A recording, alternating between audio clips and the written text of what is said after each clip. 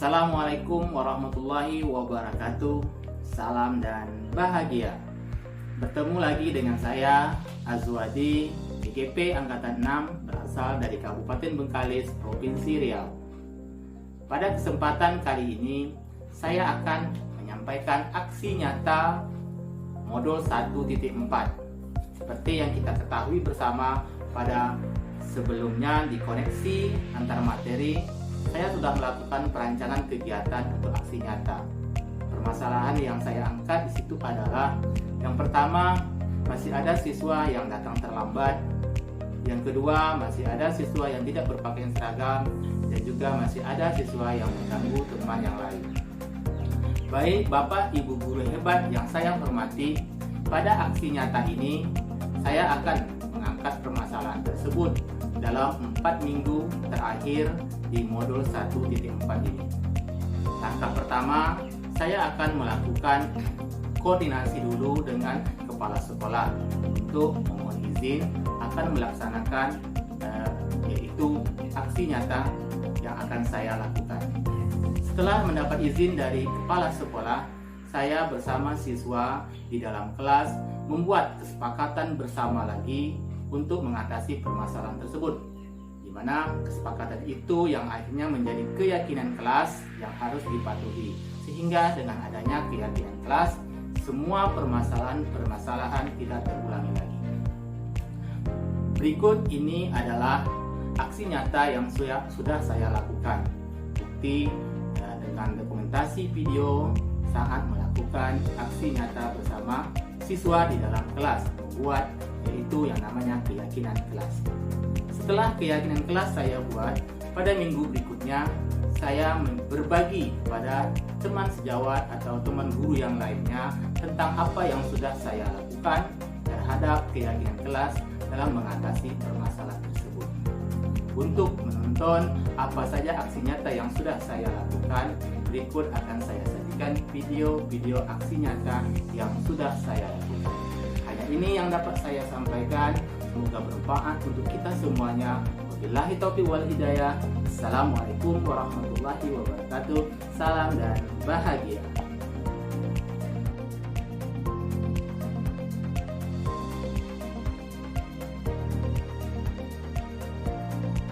Bagian apa semuanya?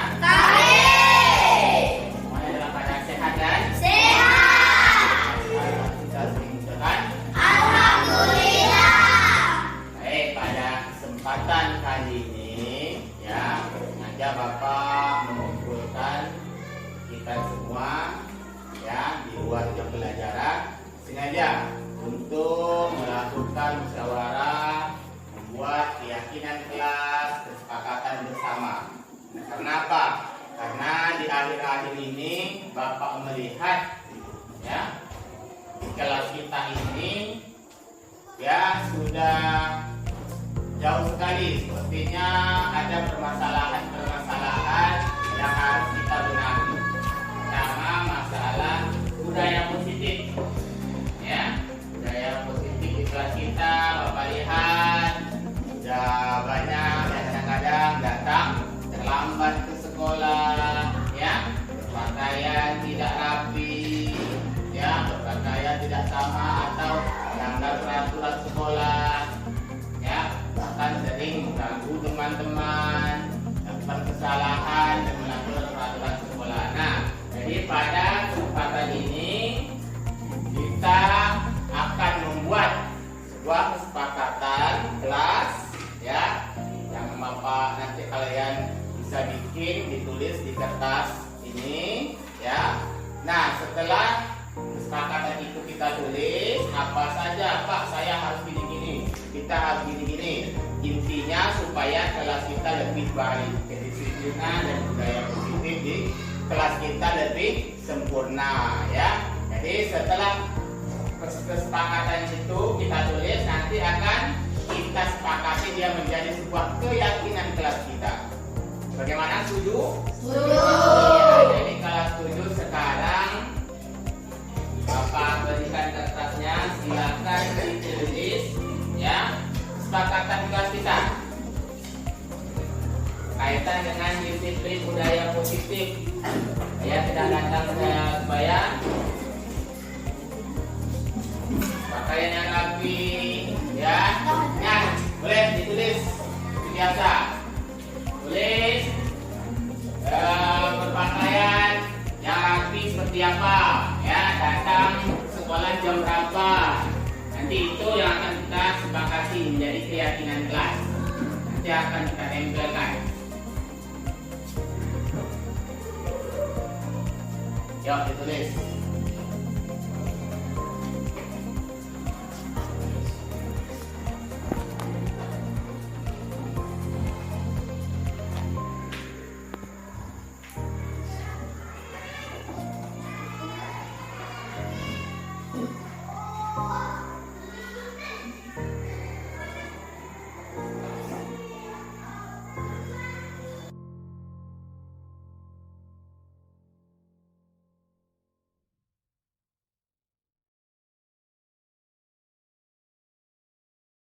Perkenalkan, nama saya Kamelia Ulantari. Saya adalah siswa kelas 6 SDN 31 Bantan Kabupaten Bengkalis Riau. Pada kesempatan ini, saya ingin menyampaikan bahwa kami kelas 6 sudah membuat kesepakatan kelas yang dijadikan sebuah keyakinan, yang membuat kami menjadi disiplin dengan aturan yang ada di kelas dan di sekolah. Keyakinan kelas yang kami buat bersama-sama adalah cermin budaya positif untuk mengatasi permasalahan yang ada di kelas kami. Mulai dari ada teman yang tidak berpakaian seragam, lambat datang sekolah dan sering mengganggu teman. Saya sering terlambat datang ke sekolah. Selalu ditegur oleh wali kelas saya. Dan setelah adanya keyakinan kelas yang dibuat secara bersama-sama, saya merasa malu kalau datang terlambat lagi, sebab peraturan yang berbentuk keyakinan itu saya sendiri yang membuatnya. Sekian, terima kasih dari saya. Dah.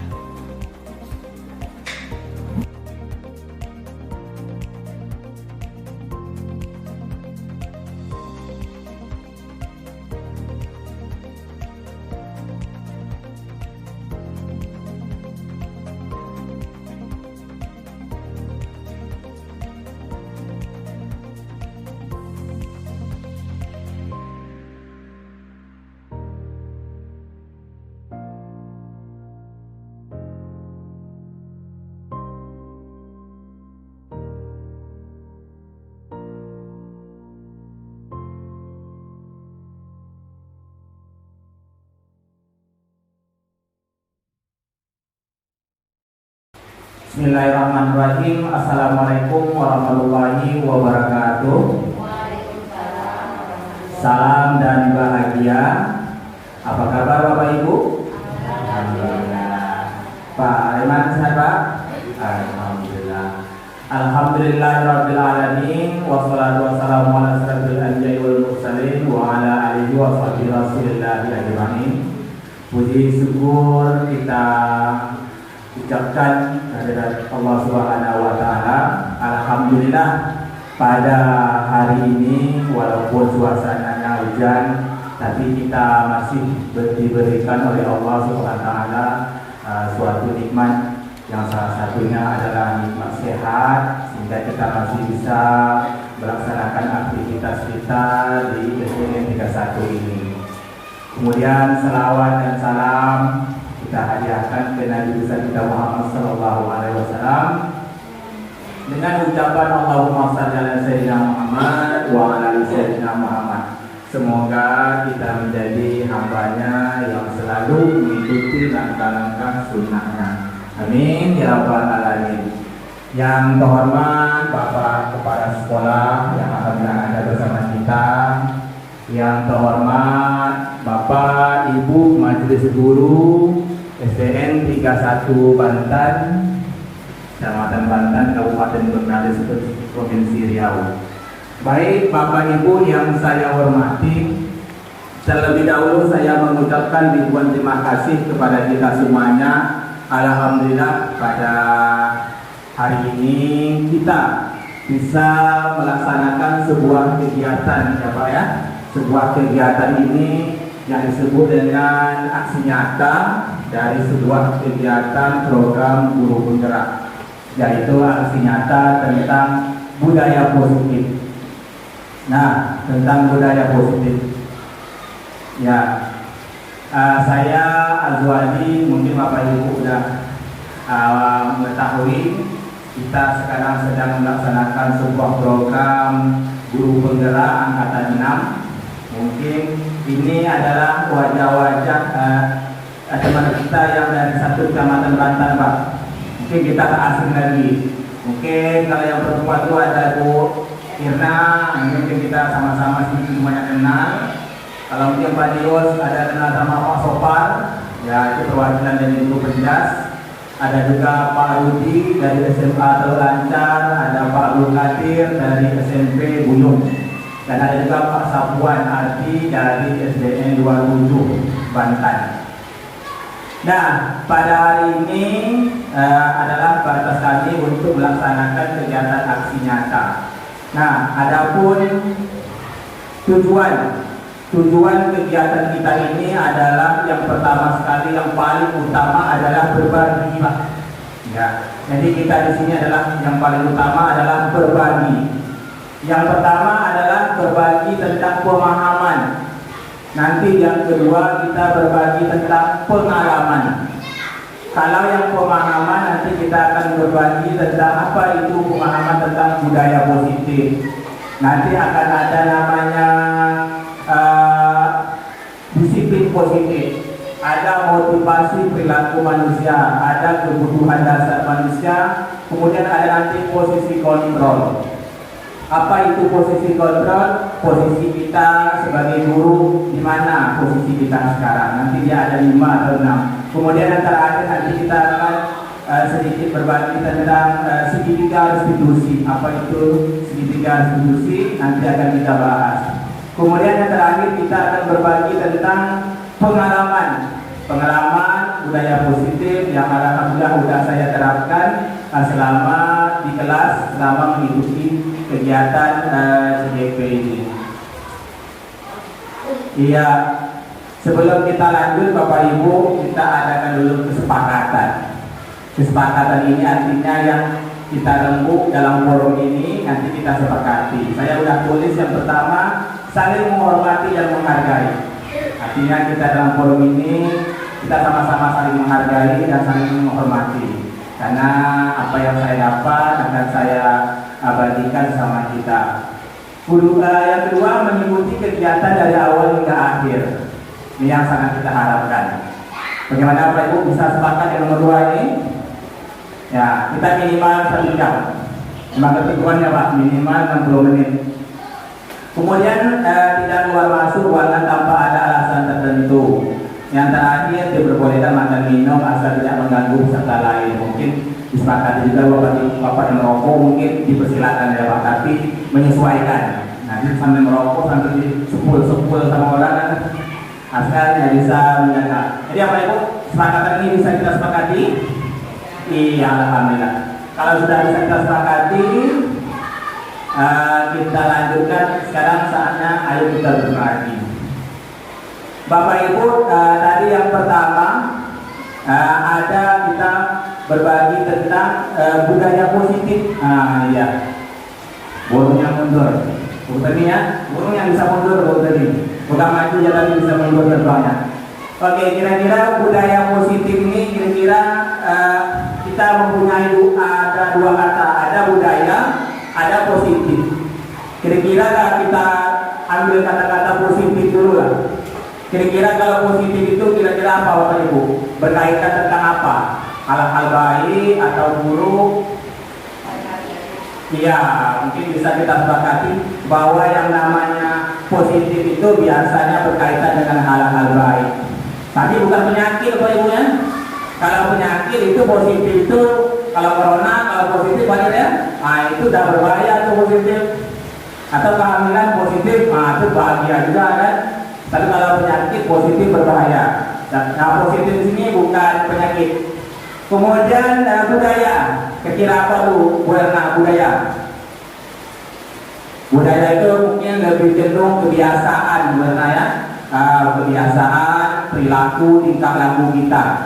Jadi kalau kita gabungkan, budaya positif adalah suatu perilaku atau perbuatan yang baik-baik atau berbuat baik. Nah, itu yang dimaksudkan budaya positif tadi. Nah, itu yang menjadi tujuan pembelajaran kita tentang budaya positif. Nah, itu pengertian budaya positif. Nah, sekarang bisa kita berbagi tentang filosofi. Nah, Bapak Ibu masih ingat dengan Ki Hajar Dewantara? Iya, benar Bu Sita, bahwa Bapak Pendidikan Nasional Indonesia. Bahkan sekarang ini kita kurikulum kurikulum Merdeka, kita semua acuannya pada Ki Hajar Dewantara, Merdeka. Nah, di sini bisa kita renungkan bersama-sama. Oke, Bapak Ibu mungkin bisa membacanya. Ini ada filosofi dari Pak Ki Hajar Dewantara. Bisa kita baca. Kita ambil contoh perbandingannya dengan hidup tumbuh-tumbuhan seorang petani. Dalam hakikatnya sama kewajibannya dengan seorang pendidik.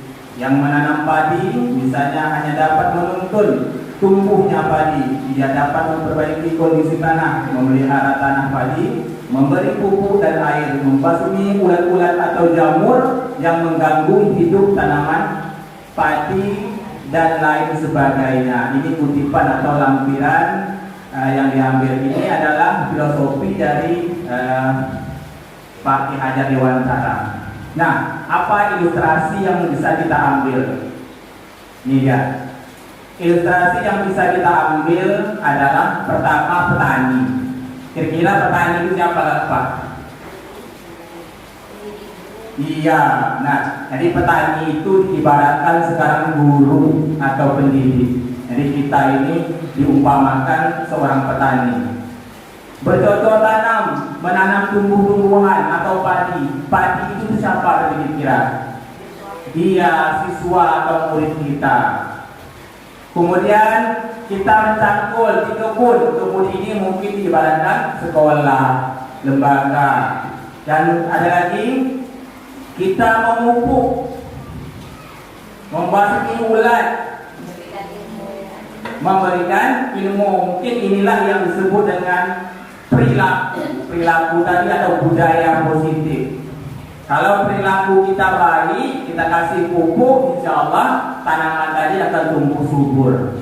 Begitu juga dengan keadaan kita cangkul, kita seorang guru mencangkul di sekolah, memberi bimbingan dengan perilaku baik. Artinya kalau contoh kita berikan baik kepada siswa kita, insya Allah dengan budaya positif nanti akan menumbuhkan hasil yang baik. Itulah harapannya. Inilah makna dari kutipan dari Pak Ki Hajar Dewantara tadi. Jadi kita ini diumpamakan seorang petani. Bahkan dalam filosofi yang lain ada yang mengatakan kita tidak boleh menanam tumbuhan atau padi itu memilih-milih. Yang subur, yang bagus kita tanam, yang jelek kita buang, enggak. Sama umpamanya kita terhadap siswa kita. Karena sekarang ini kita itu siswa dituntut untuk menuntun. Bukan lagi menuntut, sekarang menuntun ke terhadap apa yang bisa oleh siswa, minat dia, hobinya, itu yang kita laksanakan. Itu nanti ada pembahasannya namanya dengan pembelajaran diferensiasi. Itu yang diterapkan dalam kurikulum Merdeka sekarang. Nah, ini dia Bapak Ibu. Jadi perilaku yang baik tadi itulah disebut dengan budaya positif, gimana? Nah, jadi budaya positif tentang perilaku atau tindakan hal-hal yang baik. Ya, sekarang coba kita amati sama-sama dengan keadaan kita. Bagaimana siswa kita atau murid kita berinteraksi dengan kita? Bagaimana karakter mereka sekarang? Kemudian dia sama-sama tegur sapa sama kita kayak mana, budi pekerti mereka seperti apa. Ini yang perlu kita pertanyakan. Nah, apa pentingnya mencipta suasana positif Sudah jelas dengan adanya budaya positif, karakter baik pada siswa itu akan terbentuk. Oke, Bapak Ibu, dalam kehidupan sehari-hari ya Pak ya, mungkin kita secara tidak sengaja atau sudah berusaha menerapkan budaya-budaya positif. Salah satunya adalah 5S. Mungkin dia kadang-kadang tidak tertulis, tetapi kita alhamdulillah saya rasa sudah berangsur-angsur sudah menerapkannya. Kita sudah menerapkan anak bersalaman, tegur, sapa, senyum, bahkan sopan santun sudah kita ajarkan. Kemudian berkolaborasi yang baik siswa dengan guru itu sudah kita terapkan. Kemudian antara kita sesama guru, antara atasan sama bawahan, sama-sama kita berkolaborasi secara baik. Mungkin ini mungkin contoh yang sudah ada secara konseptual. Ini kerjasama kita antara guru dengan majelis guru sesama warga sekolah. Anak udah ada yang bersalaman masuk kelas, anak mengerjakan gotong royong bersama-sama. Ini adalah salah satu atau bentuk-bentuk dari budaya positif, Pak. Alhamdulillah. Tapi harapan kita kedepannya kita lebih meningkatkan lagi budaya positif yang ada di sekolah kita. Amin ya rabbal alamin. Ya, sebenarnya lingkungan positif ini sudah teratur dalam standar nasional pendidikan, mulai dari interaktif, inspiratif, menyenangkan dan menantang. Iya.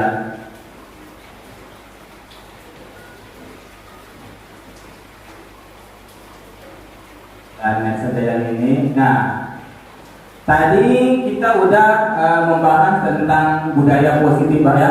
Jadi budaya positif itu adalah ruang lingkup secara besar untuk budaya positif. Nah, ternyata di dalam budaya positif itu ada yang namanya disiplin positif. Tadi budayanya, ini disiplin. Apa yang ada dalam budaya tadi? Disiplin positif. Disiplin positif ini adalah merupakan unsur utama, unsur pokok dalam budaya itu tadi. Nah, nanti akan terwujudnya budaya positif. Apabila disiplin positif sudah terwujud, maka budaya positif insya Allah akan terwujud. Nah, nanti kalau kita berbicara tentang budaya, berbicara tentang hukum, berbicara tentang disiplin, nanti ada kaitannya dengan tata tertib. Kalau udah ada tata tertib, pasti ada nanti kaitannya dengan hukuman. Nanti ada hukuman, ada kuepensta, mana dia? Restitusi. Nah, ini nanti akan kita bahas pada bab berikutnya. Nah, tadi saya bilang disiplin ada hubungannya dengan hukuman. Nah, coba kita lihat. Nah, sekarang kita mengenal makna disiplin positif. Seperti yang saya katakan tadi, semuanya sekarang ini kurikulum merdeka ini kita mengacu kepada Ki Hajar Dewantara. Itulah dasar kita. Nah, menurut Ki Hajar Dewantara bahwa disiplin positif ini merupakan tujuan mulia mengacu pada nilai-nilai prinsip mulia yang dianut oleh seseorang atau yang dikenal dengan nilai-nilai kebajikan universal. Nah, salah satu tujuan disiplin positif itu tercantum kepada yang disebut dengan profil belajar Pancasila. Nah, jadi profil belajar Pancasila ini adalah tujuan, bahkan tujuan kurikulum merdeka ini yang dialu-alukan oleh Pak Menteri Nadiem kita. Profil belajar Pancasila ada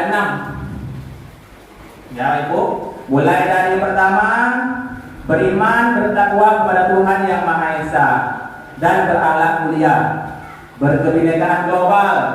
Kalau yang pertama ini berkaitan dengan agama, jadi kurang seperti Pancasila. Yang kedua, berkebinekaan global, artinya kita ini bermacam-macam, ada bermacam suku budaya, bangsa, adat istiadat, artinya Indonesia ini beraneka ragam. Kemudian ada namanya gotong royong, kerjasama, ada mandiri. Jadi sekarang ini pelajar itu harus mandiri. Artinya bukan lagi kita tuntut melakukan sesuatu, tapi mereka yang melakukannya sendiri. Kemudian kreatif dan bernalar kritis. Nah, bahkan ini sudah terkenal kalau kita lihat dalam kehidupan sehari-hari, mungkin di sekolah-sekolah lain mereka lebih duluan dari kita. Ada nyanyi nyawu. Ya, bukan ya? Pernah dengar nyanyi nyawu? Tadi kan ada waktu latihan upacara tadi ada anak lagunya profil pelajar Pancasila. Iya, ini dia. Pelajar Pancasila. Ada 6. Jadi namanya Abang Becak. Irama lebih senang itu. Pelajar Pancasila beriman dan bertakwa pada Tuhan yang Esa dan berakhlak mulia, berkebinekaan global, gotong royong mandiri, kreatif dan bernalar kritis. Jadi kurang seperti itu. Iya, coba kita lihat ya. Iya.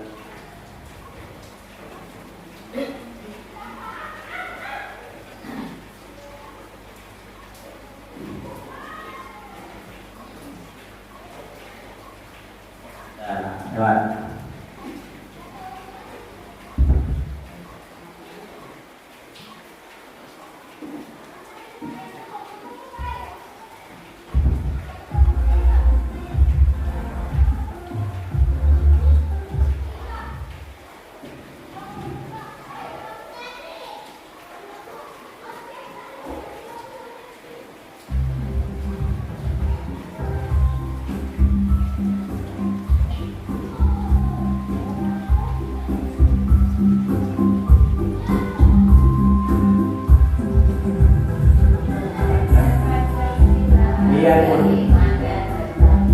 Pada Tuhan yang Esa dan berakhlak mulia,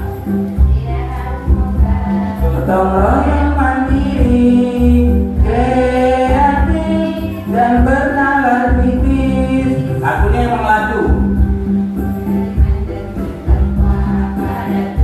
Yang Esa dan berakhlak mulia, berkebinekaan global, gotong royong mandiri,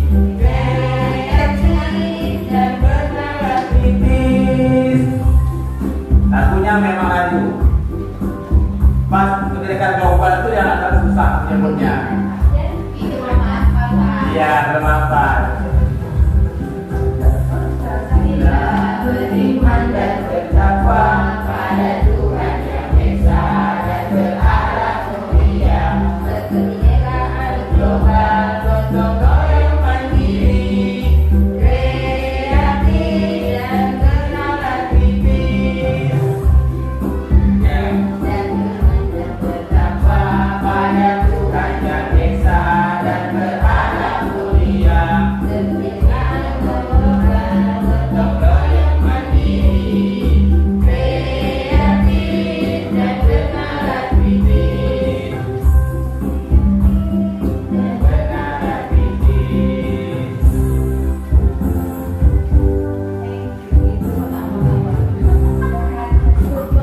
Iya, lebih kurang seperti itu, Bu. Lagunya emang agak lagu. Dia banyak versi itu, Bu. Banyak versinya. Ada yang agak mudah, kemudian ada yang sulit.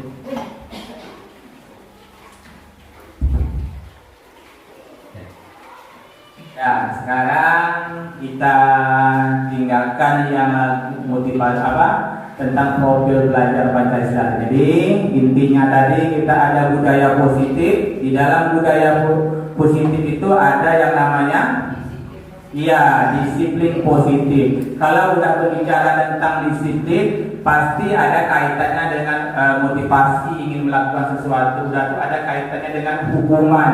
Ada nanti namanya sanksi. Ini mungkin motivasi perilaku manusia ini mungkin berkaitan dengan siswa kita. Ya, nah ini yang saya bilang tadi. Kita akan mengenal istilah hukuman, konsekuensi, dan restitusi. Nampak Pak? Memang tulisannya agak kecil Pak. Nampak Pak? Ini nampak Pak ini? Nah, nampak beda umum waktu itu. Nah, yang pertama ada namanya hukuman. Mungkin kita selama ini menyebut hukuman-hukuman. Ternyata selain hukuman itu ada istilahnya dengan konsekuensi. Udah itu ada lagi namanya restitusi. Ketiga-tiganya mempunyai perbedaan. Semuanya ini berkaitan dengan tanda tertib atau disiplin. Nah, yang pertama, kalau yang namanya hukuman ini lebih kepada sesuatu yang menyakitkan. Itu yang pertama. Kalau yang kedua, kalau konsekuensi ini sesuatu yang harus terjadi. Nah, kalau yang namanya restitusi merupakan pilihan. Ini masih belum begitu memahami. Kita lihat yang berikutnya. Kalau hukuman lebih cenderung ke negatif. Kemudian kalau konsekuensi netral ya. Kemudian kalau restitusi positif. Nah, ini ada perkataannya. Kalau yang hukuman itu negatifnya seperti ini. Awas.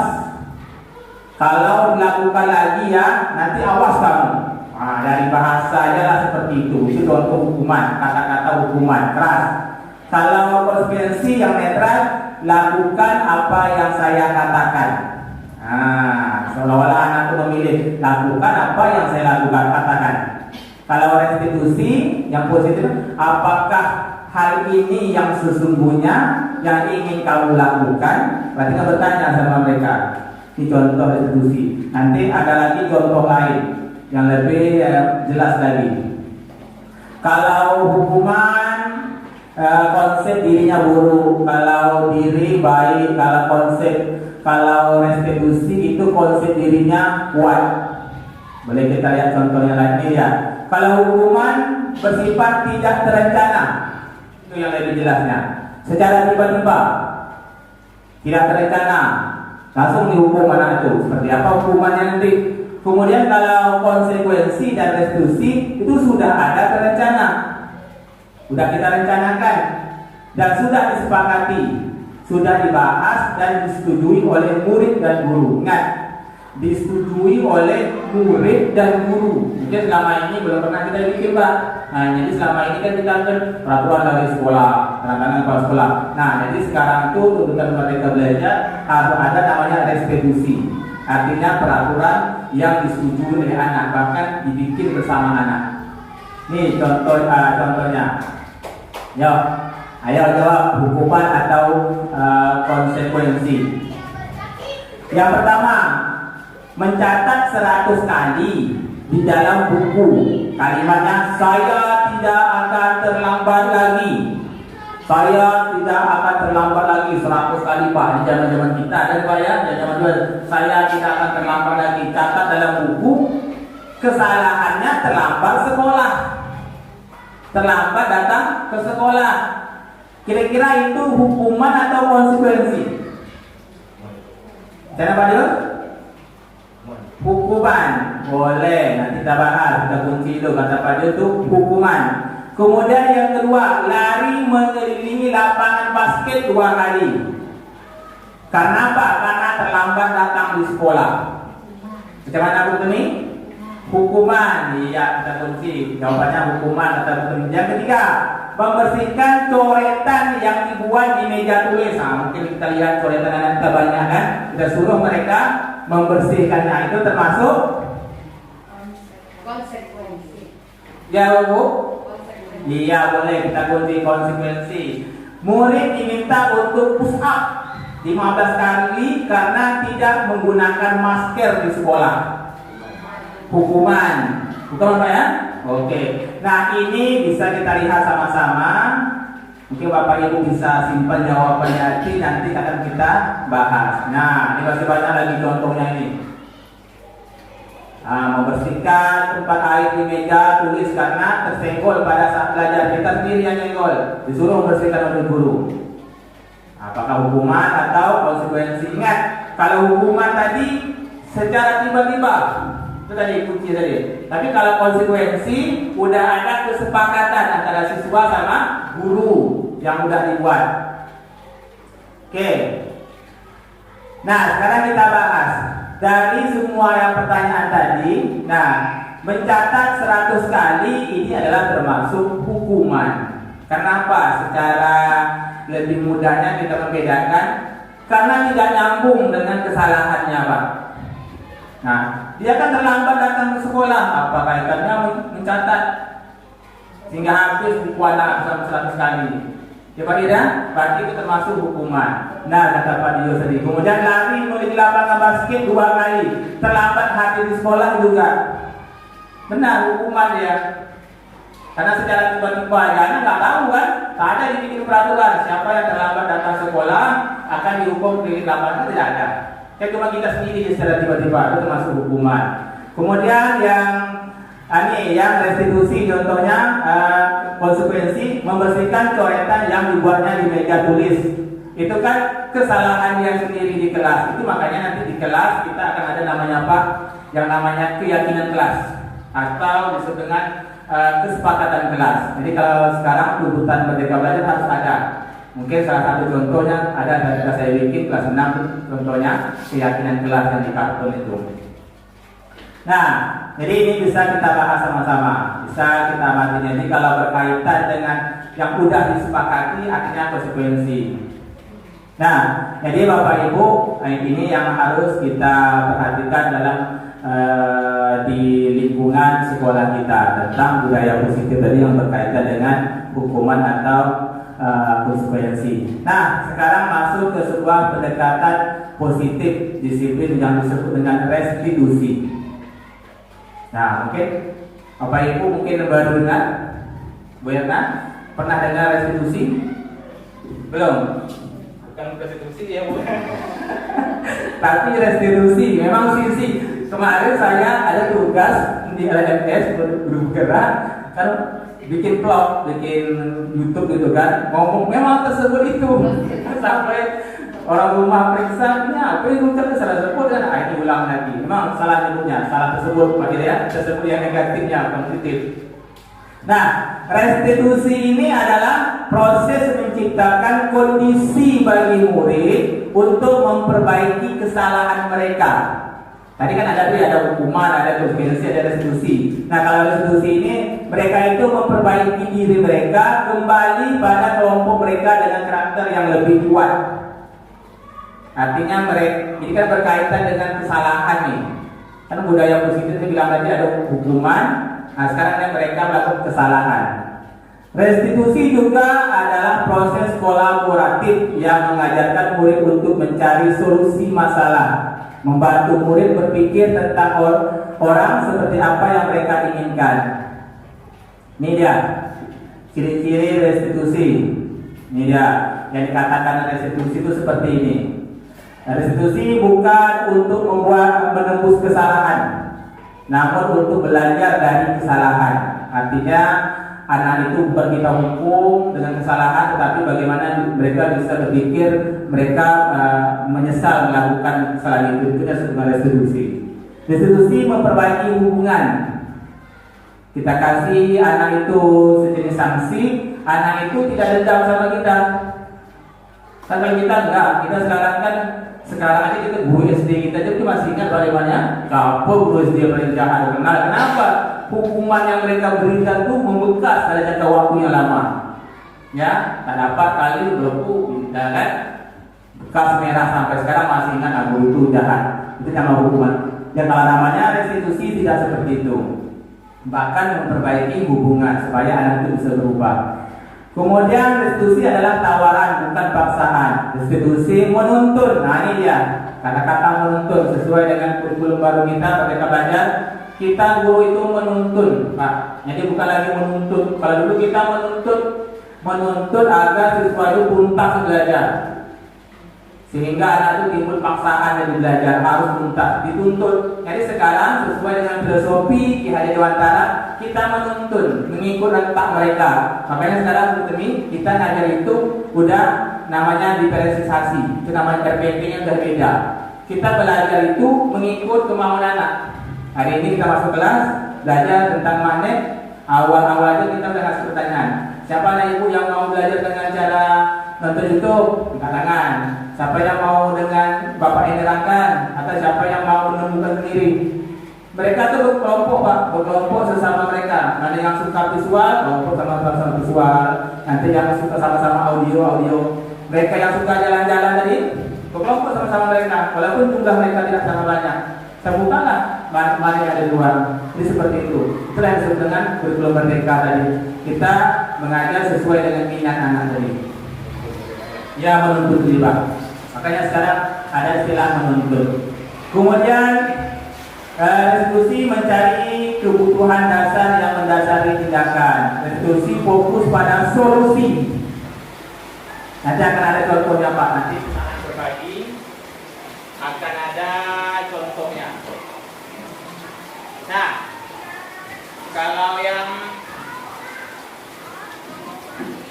restitusi yang berikutnya adalah kita akan membuat keyakinan kelas, Bapak Ibu. Ya. Jadi yang namanya hukuman restitusi tadi berkaitan dengan keyakinan kelas, Bapak Ibu. Keyakinan kelas ini suatu kesepakatan yang dibuat di dalam kelas. Ini yang tidak ada selama ini, Pak. Selama ini kan kita yang tempe-tempe di kelas mungkin peraturan yang disetujui oleh guru dan sekolahnya. Jadi sekarang Pak, yang namanya keyakinan kelas itu kesepakatan siswa sama guru.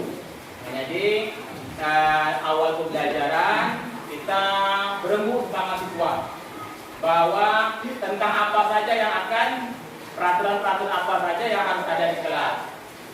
Jadi mereka tuh menulis Pak, menulis pada kertas berwarna yang seperti seperti contoh itu ada. Mereka menulis kelas kita harus saling menghormati, tulis menghormati, tempel di kertas. Kalau kita dan tidak pikir nanti akan dihukum, seperti apa hukumannya. Jadi seperti itu Pak. Jadi setelah semuanya ditempel siswa-siswa, itulah yang menjadi peraturan kelas. Peraturan kelas tadi itulah yang disebutkan keyakinan kelas. Inilah dasar dari aturan-aturan yang ada di dalam kelas tadi. Artinya aturan tadi mereka yang membuatnya Pak. Ya, kesepakatan dari murid tadi. Nah, apabila mereka melakukan kesalahan, nanti itulah acuannya peraturan-peraturan yang sudah ada tadi. Jadi Bapak Ibu Pak, berhubung lampu kita mati. Ya Pak ya? Sebenarnya kita nanti yang kelihatan aja Bapak Ibu. Ini adalah contoh keyakinan kelas. Kita Bu ya? Ya. Ini adalah contoh keyakinan kelas. Nah, mungkin kelas 1.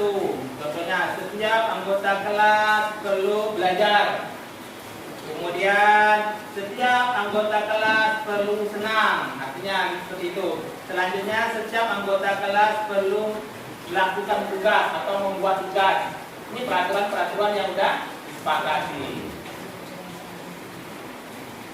Ini dia.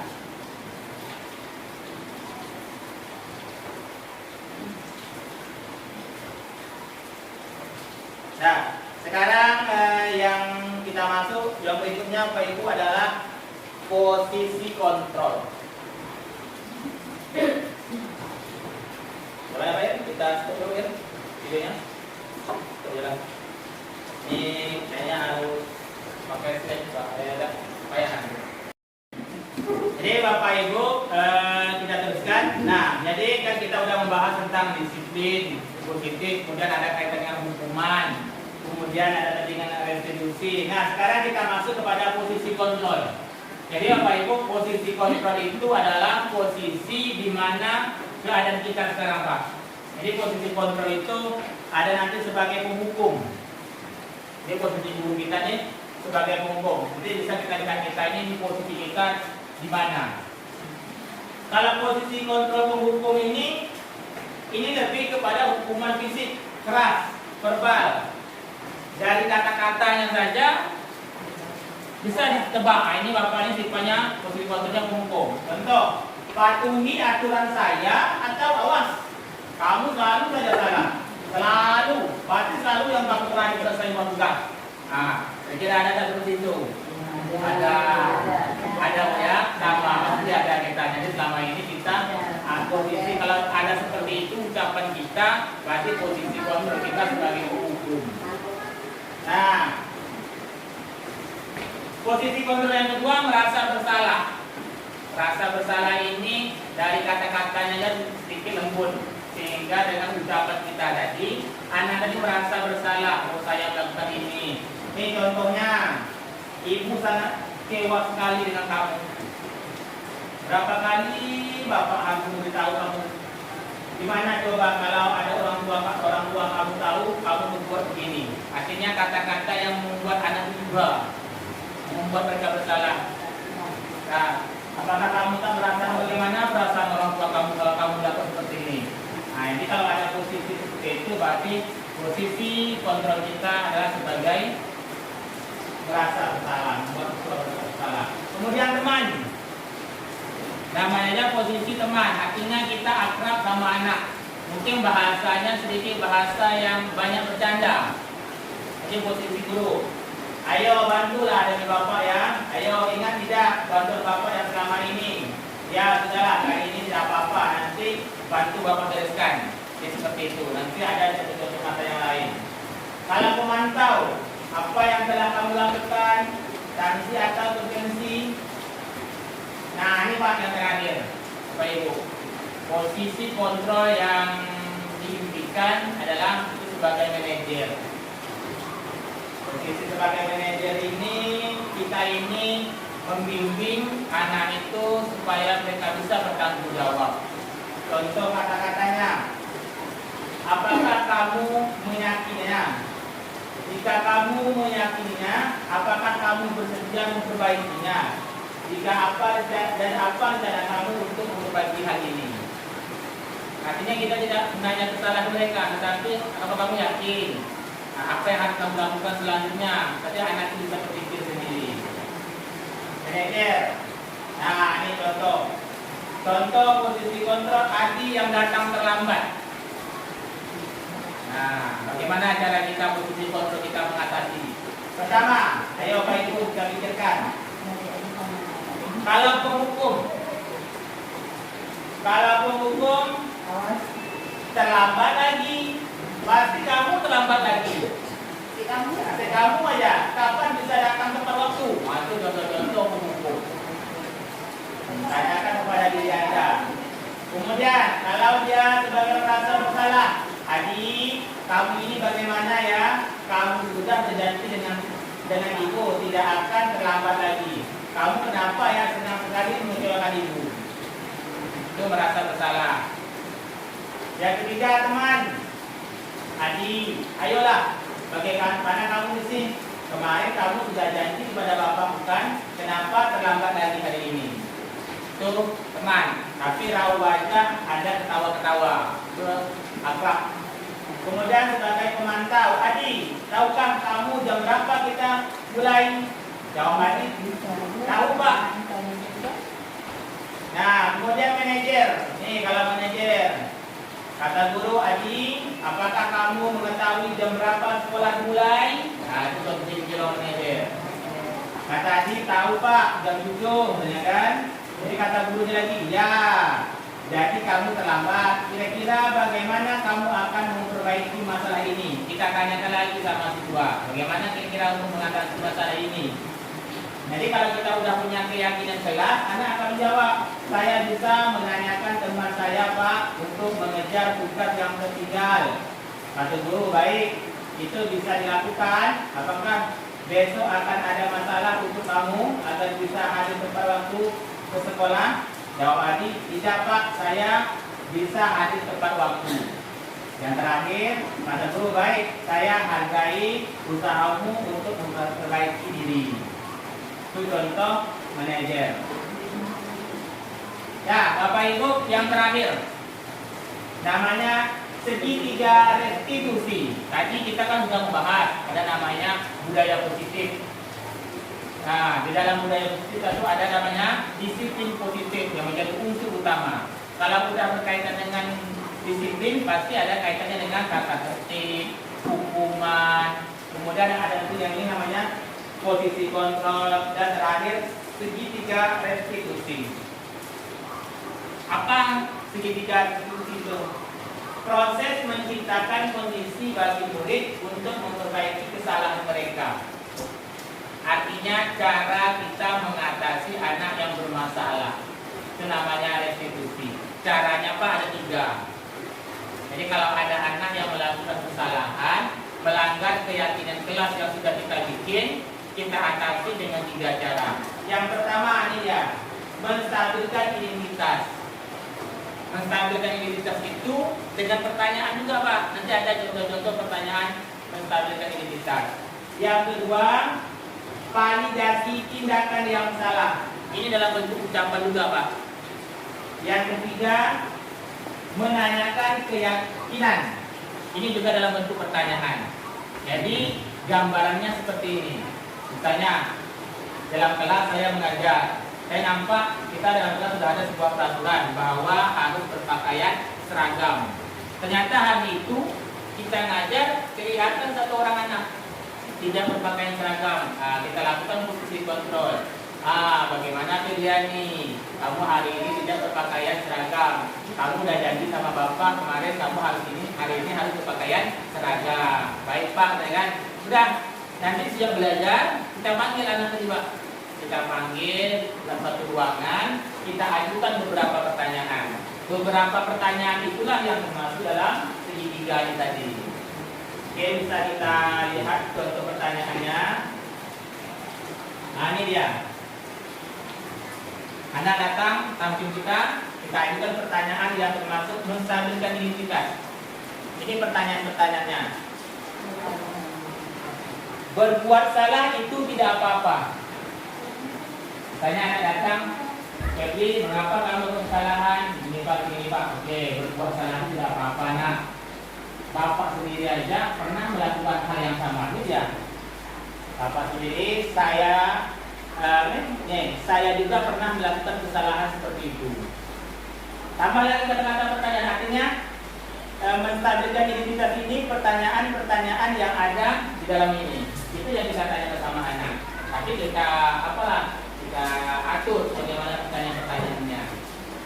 Dulu anak dari kelas sampai kita tahu bapak panggil kamu sini, tahu Pak, mengapa begini ya, apa-apa, melakukan kesalahan tidak apa-apa. Bapak sendiri aja sudah pernah melakukan hal yang sama, jadi seperti itu kan Pak. Itu baru masuk yang kedua.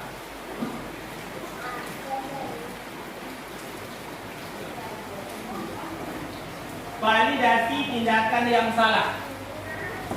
Ya, masih duduk samping kita ajukan lagi pertanyaan Pak. Nah, kamu pasti punya alasan mengapa kamu melakukan itu tadi. Mengapa kamu tidak berpakaian seragam? Anak akan jawab, baju saya basah Pak, nanti dipakai gara-gara tidur rumah tempat nenek. Nah, itu alasannya. Yang terakhir, oke Bapak, kita lanjut langsung aja. Ya, alhamdulillah kita hidup.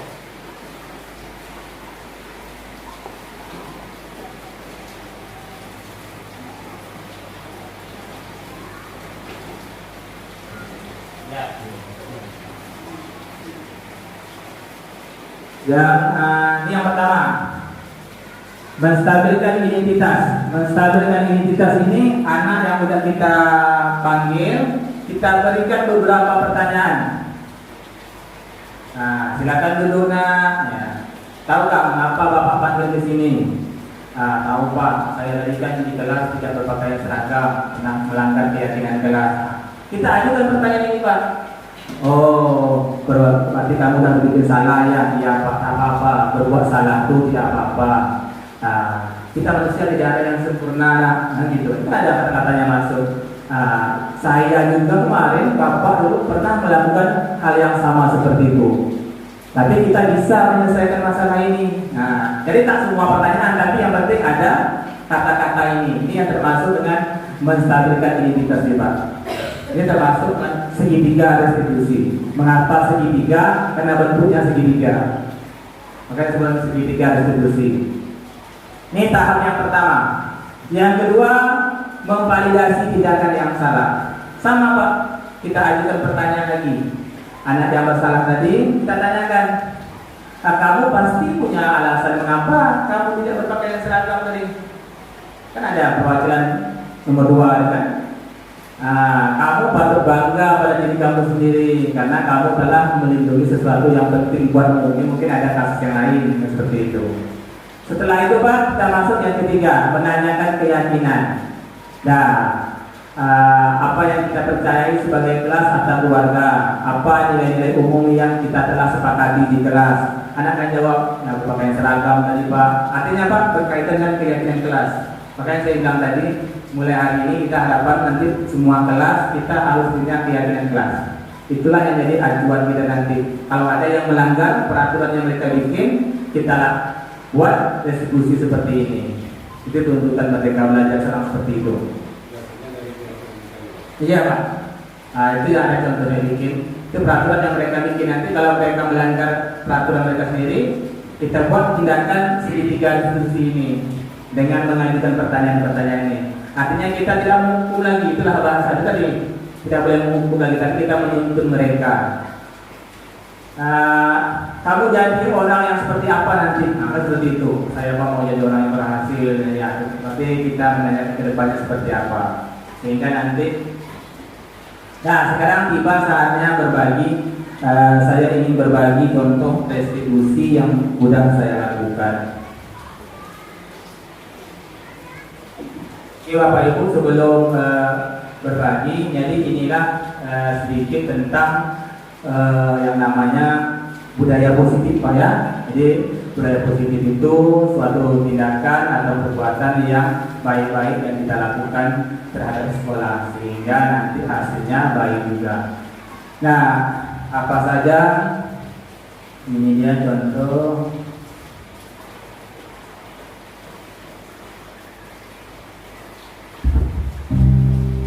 Ya, praktek segitiga restitusi.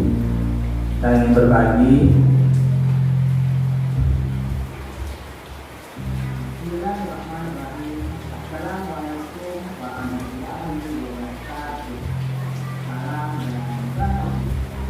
Perkenalkan, nama saya Azwadi.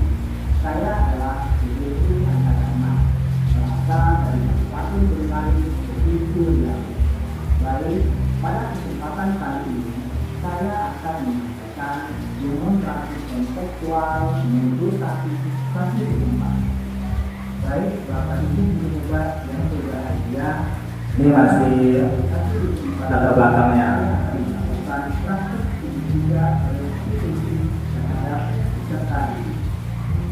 Bapak Ibu guru yang saya hormati, seperti yang kita ketahui bersama, restitusi adalah proses menggunakan kondisi berbeda untuk memperbaiki semua kesalahan sehingga bisa diketahui pada kelompok mereka dengan asal yang baik. Bapak Ibu guru yang saya hormati, pada kesempatan kali ini saya akan mengangkat dua buah kasus yang saya silakan. Ini ada dua kasus Bu. Ini ada dua kasus siswa yang melanggar keyakinan kelas. Satu Febri namanya. Dan kasus kedua terjadi pada Kedua bulan. dengan tidak menghargai orang yang ada di sekitarnya. Itu saat guru sedang tiba dua kasus yang akan saya diskusikan dan saya sampaikan pada video ini. Yang bisa saya sampaikan adalah Bapak Ibu pejabat banyak bisa melakukan video ini. Dan dari saya, Assalamualaikum warahmatullahi wabarakatuh. Salam dan bahagia. Nah, ini kasus pertama terjadi pada siswa bernama Febri yang melanggar keyakinan kelas sudah disepakati. Ya, tidak pakai seragam. Yang kedua, Bulan Kamaria tidak menghargai sesama. Saat guru menjelaskan. Ini video sekilasnya. Nah, itu ada Febri yang pakai seragam.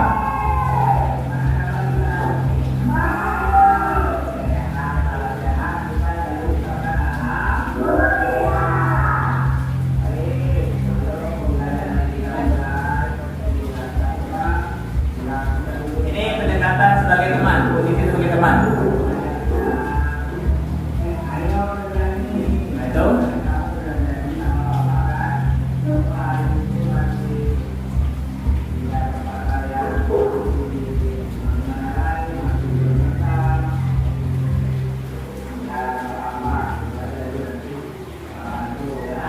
kata-kata itu ada di posisi kontrol sebagai teman.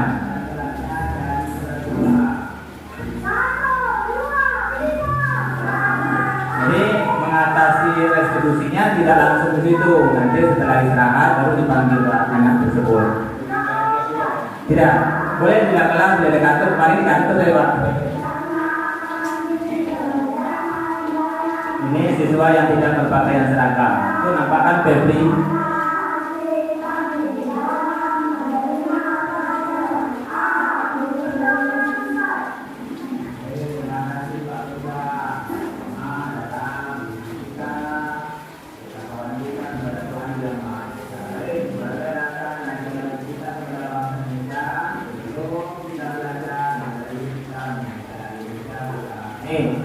Ini mungkin salah satu contohnya. Nah ini dia.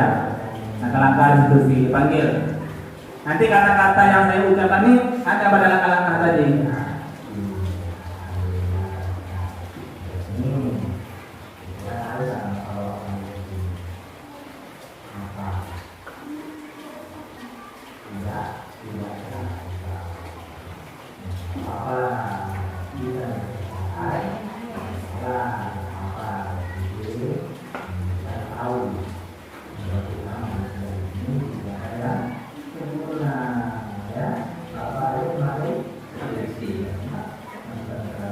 Nanya apa nangis?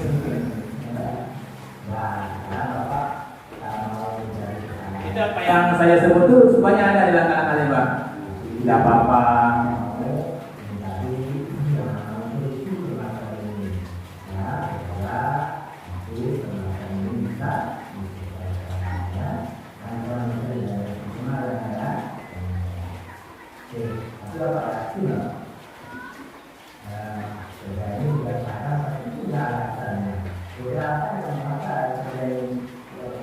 Ini gaya tahap kedua, menanyakan alasannya apa.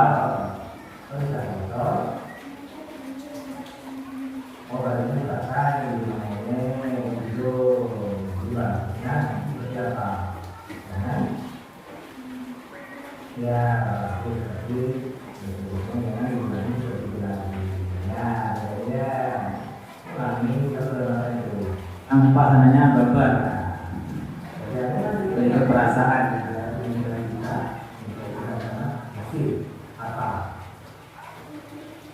Nah, ini dalam tahap ketiga.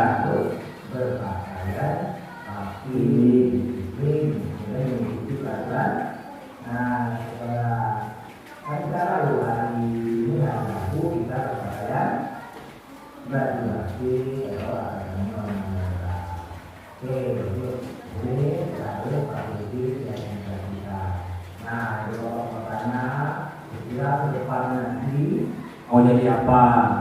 Itu contoh yang tahap yang ketiga juga. Di restitusi tadi ada tiga langkahnya. Yang pertama tanya pernah melakukan kesalahan, itu bapak juga pernah melakukan yang sama. Tahap kedua tanya mengapa hal tersebut.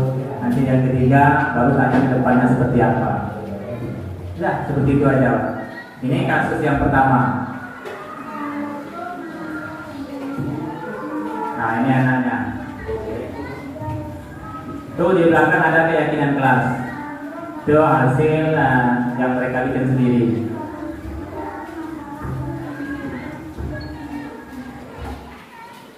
Ini yang kedua mungkin bisa kita. Nih, tidak menghargai guru di depan kelas. Ya gurunya lagi menerangkan, mereka lagi ngobrol belakang berdua. Sekamalia tadi.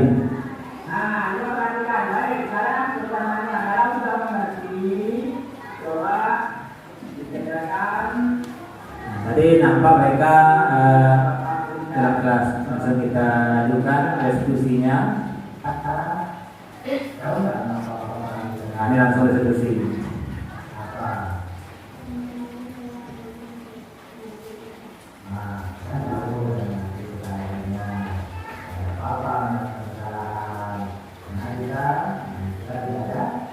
Ada yang sebut. Nah, ini tahap pertama. Jadi perkataannya hampir sama itu aja Pak. Nanti kalau kita akan terbiasa, mudah kita melaksanakannya. Panggil anak itu, berikan beberapa pertanyaan yang tiga tadi itu.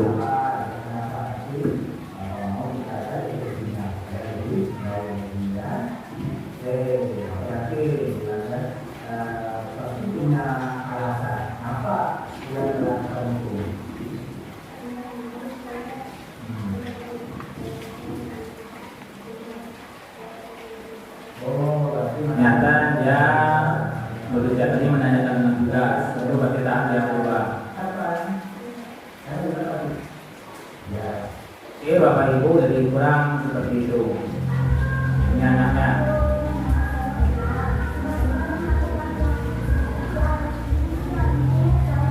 Ini contoh keyakinan kelasnya.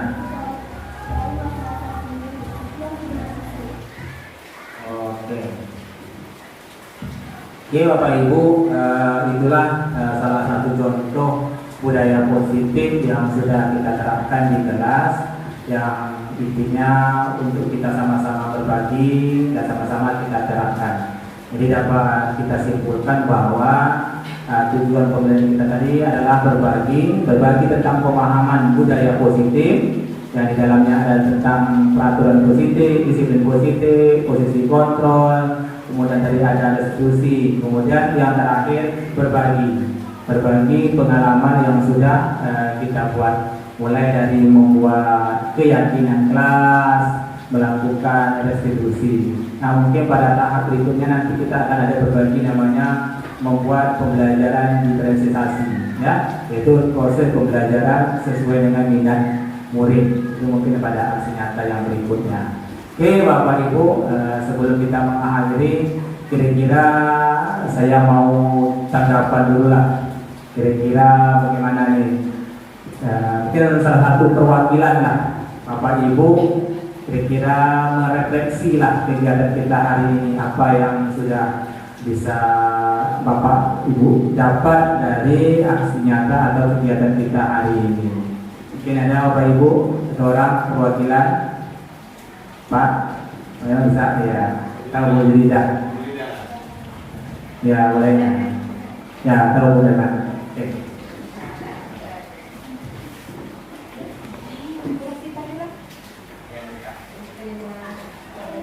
Ya boleh tahu mungkin depan aja Pak Ustaz, mungkin merefleksi aja. Mungkin setelah mengikuti kegiatan ini saya dapat mengetahui tentang apa. Ya, silakan Bu Sita.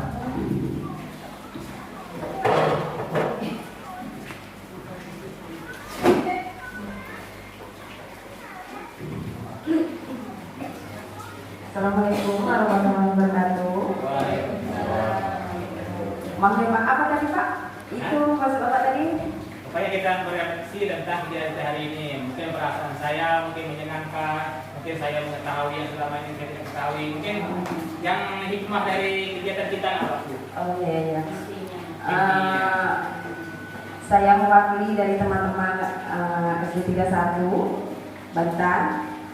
Seandainya ada sesuatu yang mungkin yang tidak pas, saya minta maaf. Ini menurut pendapat saya ya. Untuk kegiatan hari ini menurut saya sesuatu yang ya katakan itu sesuatu yang cukup menginspirasi untuk guru-guru se-Indonesia. Karena kenapa? Mungkin metode yang kita lihat tadi itu sebenarnya sesuatu yang memang ingin dilaksanakan di Indonesia. Karena apa? Kita sebagai guru mungkin sudah ada belasan tahun mungkin ada yang lebih dari itu atau di bawah itu. Kita menyesuaikan dengan programnya itu kadang-kadang tidak sesuai ya Bu. Itu tadi seperti yang Pak Adi bilang tadi. Kita selama ini kalau ada anak yang salah atau melakukan satu kesalahan, kita mungkin selalu berucap karena sesuatu yang tiba-tiba tadi itu ya, kita menghukum mereka, kita ngomongnya itu seharusnya kan lebih ke arahnya berteman tadi itu ya Pak, manajer sama dia, memantau bagaimana supaya anak itu tidak merasa bagaimana ya. Sebenarnya mereka itu mengerti, cuma sesuatu yang tanpa kita menggunakan sistem lembut itu mereka akan melawan secara otomatis. Betul katanya tadi, harusnya kita lebih ke anak itu lebih teman, akrab. Jadi mungkin menerimanya anak itu lebih ke positif, tidak melawan ke guru. Saya rasa itu yang bisa saya sampaikan ya. Mungkin ada pengalaman yang lain saya bisa mengharapkan untuk lebih kedepannya membimbing kami yang kurang ngerti ya Pak ya. Sesuatu yang kita lakukan itu diserah belum tentu benar karena kita itu sebagai manusia itu ya harus belajar dan belajar. Nah, saya rasa cukup sekian. Terima kasih. Wassalamualaikum warahmatullahi wabarakatuh. Kita akan buka kita. Ya, intinya dengan mengikuti kegiatan ini mungkin ada penambahan ilmu tentang budaya positif, Bu ya. Artinya kedepannya kita lebih jadi lagi, kemudian untuk posisi kontrol kita sebagai guru dan menyelesaikan masalah-masalah yang berkaitan dengan pelanggaran atau dengan sanksi, mungkin dengan menerapkan segitiga distribusi ini.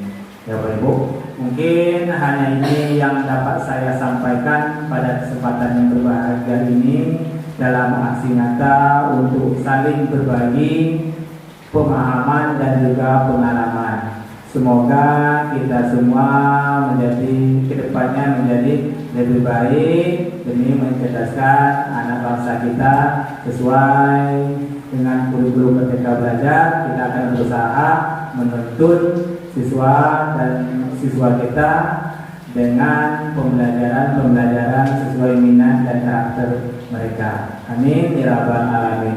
Saya Azwadi sebagai penyampai materi pada kegiatan aksi nyata ini mohon maaf jika ada dalam penyampaian ada kesalahan, kehilafan, mungkin yang tidak disengaja. Saya mohon dimaafkan. Wabillahi taufiq wal hidayah. Assalamualaikum warahmatullahi wabarakatuh dan selamat siang.